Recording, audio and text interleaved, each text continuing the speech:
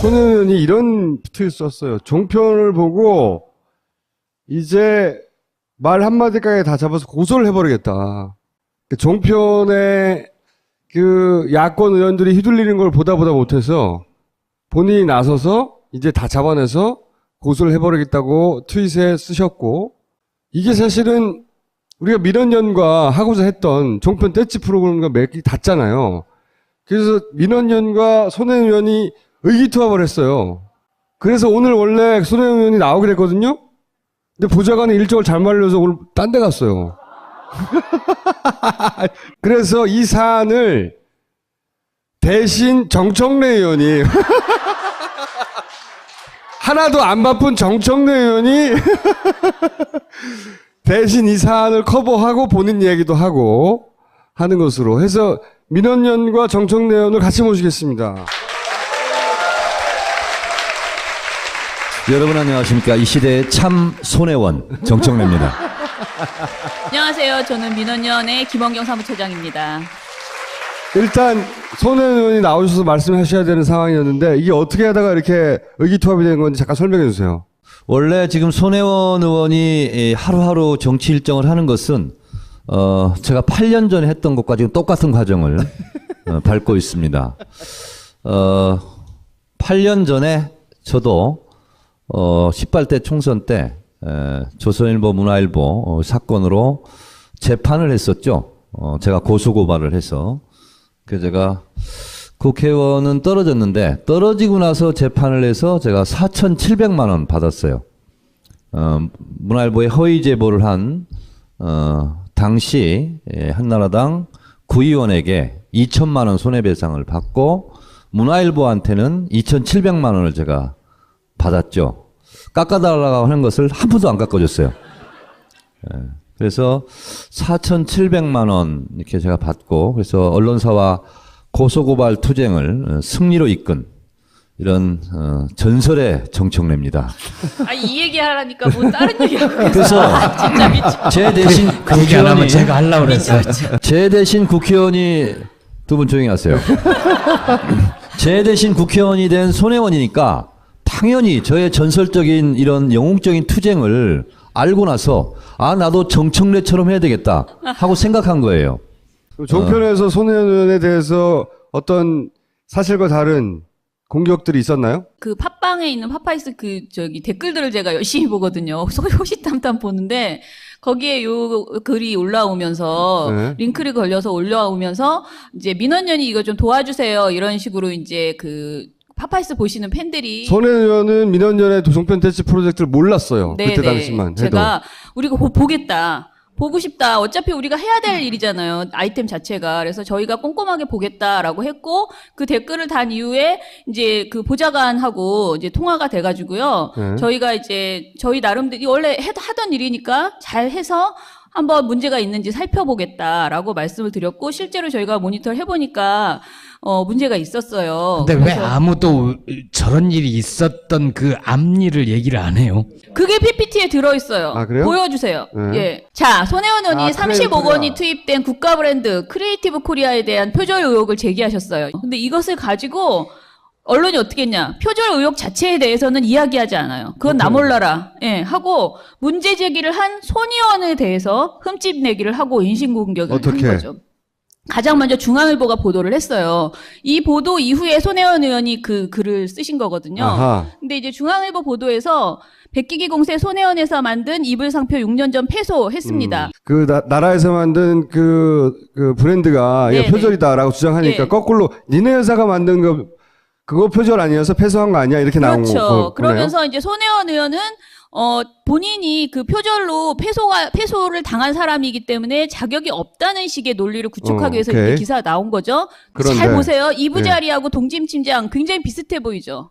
진짜 표절 의혹이 있어 보여요. 이걸 보면은. 네. 그런데 네. 자, 지금 저 동진침장 저 빨간색은요. 네. 패소한 이후에, 그러니까 이부자리가 패소한 이후에 새로 만든 로고였던 거예요. 아하. 그리고 실제 동진팀장이 그 법정에서 가서 싸워서 이겼던 로고는 저 밑에 있는 디귿 아, 요거. 동진팀장입니다. 요거하고 요거. 예, 요거하고 저 빨간색하고 무슨 차이가 있냐면요. 이것은 명백하게 동진팀장의 디귿을 형상화한 그러네요. 것이고요. 예. 이부자리는 이부자리의 이자를 형상화했던 것이었어요. 그래서 이때는 1심, 2심에서는 이부자리가 이겼어요. 근데 이제 그 대법원에서 동진팀장이 마지막에 이제 이기게 되었더라고요. 이게 어떻게 동진팀장이 이기셨지, 그걸로? 어쨌든. 근데 그 이기게 된 사유가 뭐냐면요. 정확하게 이부를 개어놓은 형상을 이부자리가 따라했다는 것 때문이었어요. 논리가. 근데 그게 굉장히 어쨌든. 기발한 논리였던 게 그전에는 디귿과 이였기 때문에 표절을 인정되지 않았는데 아하. 동진팀장은 이제 디귿을 완전 포기하고 이건 우린 이부를 갠 모습이었다. 아하. 그런데 이부자리도 이부를 갠 거를 형상하지 않았느냐. 이렇게 해서 어쨌든 이 디귿과 이거면은 표절이 아니라 해석의 문제도 그렇죠. 완전히 달라질 수 있는데 네, 어쨌든 네. 중앙일보에서는 마치 이거를 표절해서 예. 애초에 저거 두 개가 표절이 음. 됐던 것처럼 굉장히 큰 오해를 낳을 수 있는 사실관계가 보도를 한 완전히 거죠. 다르네요. 네네. 예. 손혜원 의원 측에서 이것에 대해서 항의를 했어요. 그랬더니 바로 당일날 2시 30분에 첫 기사가 올라오고 15시 11분에 기사를 수정합니다. 아까 저희가 말했던 그 동진팀장과 이부자리의 로고를 추가를 했어요. 그러면서 우리는 기사를 수정했다. 이렇게 이제 했죠. 그러면은 중앙일보가 첫 보도를 했거든요, 이 내용을. 그럼 이 보도를 이후에 받은 언론사들은 최소한 그 3시 반 정도서부터는 이거 요걸로 해야 되는데. 요걸 사용하면 안 돼요. 빨간색 지금 테두리 한 거. 네. 저걸 사용해야 되는데 같은 날 TV조선 메인 뉴스쇼 판이라는 아주 유명한 메인 뉴스에서 어떻게 했는지 보세요.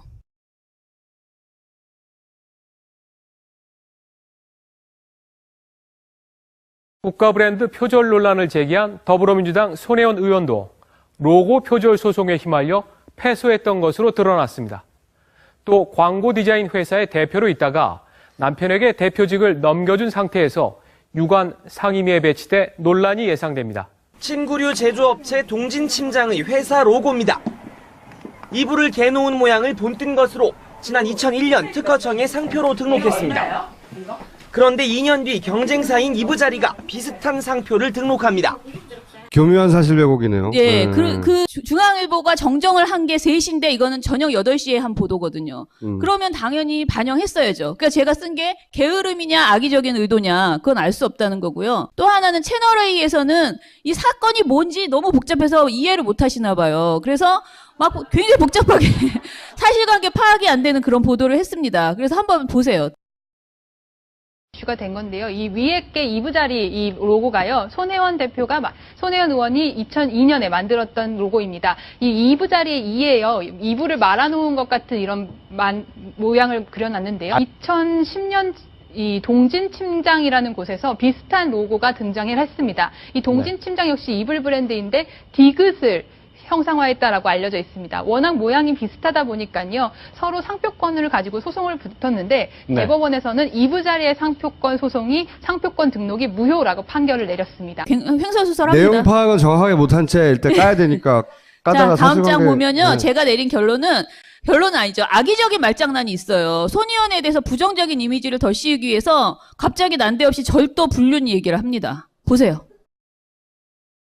근데 이제 문제는 절도의 그 전과가 있는 사람이라 하더라도 도둑질은 나쁘다라고 분명히 얘기할 수 있어요. 비판할 수 있고. 하지만 서영교 의원도 그렇고 손혜원 의원도 그렇고 이런 비판을 받는 이유는 자기 반성이 없다는 거죠. 자기 반성이 없다. 예, 내가 하면 로맨스고 남이 하면 불륜이고 그 불륜에 대해서 아주 정말 지나칠 정도의 비난을 가하고 하니까 결국 이런 역풍을 맞게 되는 거다라고 그렇게 생각을 합니다. 표절의 의혹을 제기할 자격이 없는 사람이 이걸 했다. 이런 말을 하고 싶었던 거죠. 예. 이 대목에서 예. 특허청 상표 등록을 할 때요. 표절 같다 그러면 안 받아줍니다, 일단. 그래서 특허청에서 일단 받아준 거예요. 예. 손혜원 의원의 말은 이거예요. 그 이부자리에서 우리가 소송에 대해서 적극적으로 방어를 못해서 이런 결과가 나와서 미안하다. 라는 거였거든요. 그 완벽하게 표절이었다 어쨌다 그러면 거래를 끊어야 되거든요. 근데 거래를 계속 했다는 거죠. 이제 그런 부분. 그 다음에 또 있어요. 또 있어요? 예. 자, 문재인 퀴즈를 조심해라라는 내용으로 또 비판을 합니다. 그래서 초선 의원들이 이제 자신의 존재감을 각인시키기 위해서 무리한 주장을 하고 있다라는 평가를 합니다. 그래서 초선 의원들에 대해서 이제 뭐 비난하는 보세요.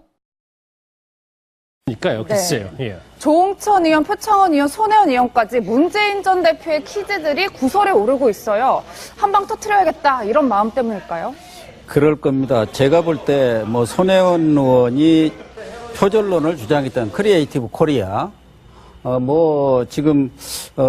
손혜원 의원이 지금 표절의 대상으로 오른 이부자리라든가 비슷비슷해요. 그 사안이 비슷비슷한데 지금 문제가 된 세 분 다 문재인 대표께서 정말 공을 들여서 모셔온 분들이고, 그렇죠. 그동안 여러 가지로 활약을 많이 했었는데 잇따라 지금 실수를 범하고 있습니다. 제가 볼 때는 좀 검증의 문제라기보다는 특히 이 세 분의 경우는 문재인 대표가 자신에 대해서 특별히 공을 들여서 그렇죠. 모셔왔던 어떤 자만심이 있을 수 있고, 특히 초선 의원들이 갖고 있는 두 가지 문제점이 하나는 공명심입니다. 예. 내가 국회의원 됐으니까 나도 뭐 한 건 해야지. 예. 이런 공명심. 또 하나는 초선이기 때문에 갖고 있는 과욕. 예. 이것이 좀 절제를 한다든가 좀 자숙을 하지 않을 경우 늘 발생할 수 있는 일이기 때문에 저로서는 꼭 자질 검증이 제대로 안 됐다는 문제라기보다는 본인들이 갖고 있는 그런 초선으로서의 그런 자만심, 과욕이 좀 넘친 일이다. 이렇게 해석이 됩니다. 패널로서 무조건 비판해야 된다는 그런 자만과 공명심이 너무 뛰어나구만. 종편만 봤으면 네. 자기도 자격이 없는 여자가 막 까불었구만. 이게 그렇죠. 다 결국은 문재인 책임이야. 이렇게 네. 연결하고 싶어서 한 거거든요. 네. 그걸 한 거네요, 말하자면. 그래서 제가 네. 결론을 내렸습니다. 이제 다음 장 보시면, 자, 메시지에 대응할 자신이 없으면 메신저를 공격하라라는 말이 있어요. 100% 손의원을 공격하는 걸로 이제 포인트를 맞춘 거죠. 그래서 손의원은 의혹을 제기할 자격이 없다. 라고 주장하고, 그러니 의혹의 진위 여부도 따질 필요가 없다. 그리고 이제 어쨌든 문재인 퀴즈의 행동들이 문제다. 이게 이제 처음으로 열받은 계기군요. 네. 이 일 때문에 이제 화가 나신 거고, 사실은 이렇게까지 한 거는 모르신 것 같아요. 근데 저희가 이제 모니터를 해서 발표를 했어요. 발표하고 나니까 전화 오셨어요. 전화 한번 와가지고 보좌관이 어떻게 대응하실 거냐. 그래서 저희는 늘상 하던 대로 저희 모니터 하면 무조건 심의 넣거든요. 그중에 심각한 거는. 그래서 아까 본 TV조선 뉴스쇼 판이랑 명백한 것들, 너무 심각했던 것들은 심의를 지금 넣은 상태입니다. 다른 의원들도 당한 게 많아요. 손혜원 의원들은 이건 국회의원 한 지도 얼마 안 되잖아요. 오랜 시절 당해왔던 사람들이 있어요. 나야, 나. 일일이 잡아서 다 제대로 반격을 해야 하죠, 사실은. 아니 실제로 소송을 많이 해요. 이해찬 총리도 했었고 김의원 의원도 했었고, 근데 하다가 꼭 끝까지 결론을 보지 않고 중간에 접는 사람들이 많아요. 저도 문화일보, 조선일보 재판하는데 1년 6개월 걸렸습니다. 시간이 오래 걸리는 것도 있고 당에서도 야 그거 적당히 그만해라. 해라. 언론하고 그리고 잡지 언론사에서는 말라고. 또 네. 막 압력이 오고. 사실 언론을 대응하는 것과 언론을 홍보하는 것을 한 사람이 한다는 게 사실은 굉장히 모순된 일이에요. 그렇죠. 예. 근데 이제 홍보를 해야 되잖아요. 그러니까 대응하는 데 있어서 주춤하게 되는 좋은 거죠. 관계를 맺어야 되니까 평상시에. 네, 예. 사실은 손혜원 의원이 지금 더민주 홍보위원장이잖아요. 홍보위원장이면 상시적으로 언론을 또 만나고 상대해야 되는 그런 보통 일이 아니에요. 직책이 네. 있거든요. 근데 또 언론을 또 고소를 해. 고소한 그 기자하고 또 밥을 먹어야 돼. 앉아가지고 같이. 그거 되게 힘든 일이에요. 진짜. 힘든 일이죠. 예. 그런데 하시겠답니까?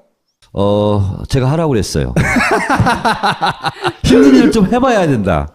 그래야 아니, 큰다. 저는 그래서 손 의원이 한 건이라도 제대로 문제 제기를 해서 그것이 진행되는 걸 보고 다른 의원들도 나도 네. 부당한 일이 있으면 참지 말아야 되겠다. 네. 민원연과 함께 이런 일을 해야지. 네.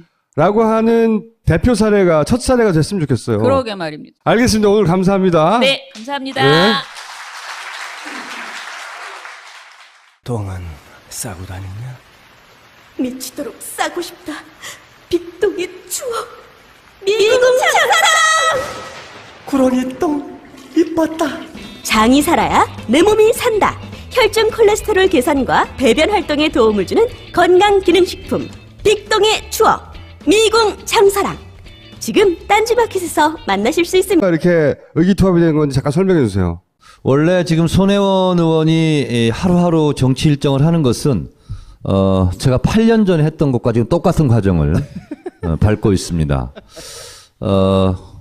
8년 전에 저도 18대 총선 때 했다고 트윗에 쓰셨고, 이게 사실은 우리가 민원연과 하고자 했던 종편 떼치 프로그램과 맥이 닿잖아요. 그래서 민원연과 손혜원 의원이 의기투합을 했어요. 그래서 오늘 원래 손혜원 의원이 나오기로 했거든요. 근데 보좌관이 일정을 잘 말려서 오늘 딴 데 갔어요. 손혜원 의원이 이런 트윗 썼어요. 종편을 보고 이제 말 한마디까지 다 잡아서 고소를 해버리겠다. 종편에 그 야권 의원들이 휘둘리는 걸 보다 못해서 본인이 나서서 이제 다 잡아내서 고소를 해버리겠다. 그래서 이 사안을 대신 정청래 의원이 하나도 안 바쁜 정청래 의원이 대신 이 사안을 커버하고 본인 얘기도 하고 하는 것으로 해서 민원연과 정청래 의원을 같이 모시겠습니다. 여러분 안녕하십니까. 이 시대의 참 손혜원 정청래입니다. 안녕하세요. 저는 민원연의 김원경 사무처장입니다. 일단 손혜원 의원이 나오셔서 말씀하셔야 되는 상황이었는데 이게 어떻게 하다가